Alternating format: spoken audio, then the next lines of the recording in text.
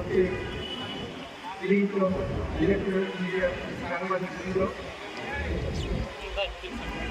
আমার প্রান্তের অপরিবর্তন এবং সম্মানিত সুধীবৃন্দ, বন্ধুরা আমার, জুলাই আন্দোলন শিখেছে বৈষম্যের বিরুদ্ধে লড়াই করা।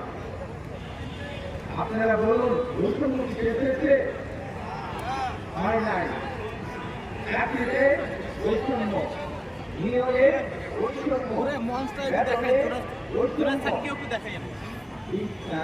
শিক্ষায় বৈষম্য, বৈষম্য। এই আন্দোলনে শিশু থেকে বৃদ্ধ পর্যন্ত সকল শ্রেণী পেশার মানুষ, ছাত্র জনতা, শিশু, পথ শিশু, বৃদ্ধ, মহিলা জীবন দিয়েছে। তারা হলে একটা দায়িত্ব দিয়ে গেছে, বৈষম্য দূর করতে হবে এবং বৈষম্য দূর করতে হলে বৈষম্যবিহীন সমাজ প্রতিষ্ঠা করতে হবে।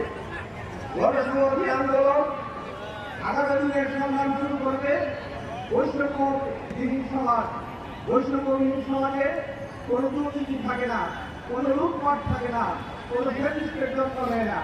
আপনারা কি চান বৈষম্যবিহীন সমাজ প্রতিষ্ঠিত হোক?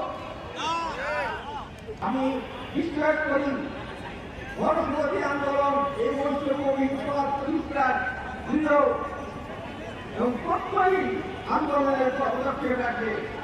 এই বলে আমার সংক্ষিপ্ত বক্তব্য শেষ করছি। ধন্যবাদ।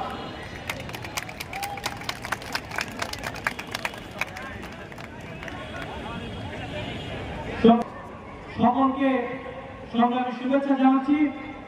আজকের এই জুলাই গণসমাবেশে সভাপতিত্ব করছেন বাংলাদেশের গণতান্ত্রিক আন্দোলনে, ফ্যাসিবাদ বিরোধী আন্দোলনে গুরুত্বপূর্ণ নেতৃত্ব, গণসংহতি আন্দোলনের প্রধান সমন্বয়কারী জননেতা জোনায়েদ সাকি।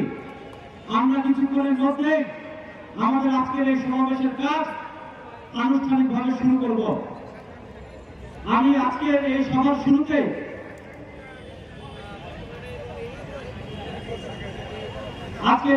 শুরুতে জুলাইয়ের যে রক্তাক্ত অভ্যুত্থান, সেই অভ্যুত্থানে বাংলাদেশ ছাত্র ফেডারেশনের যে সকল নেতৃত্ব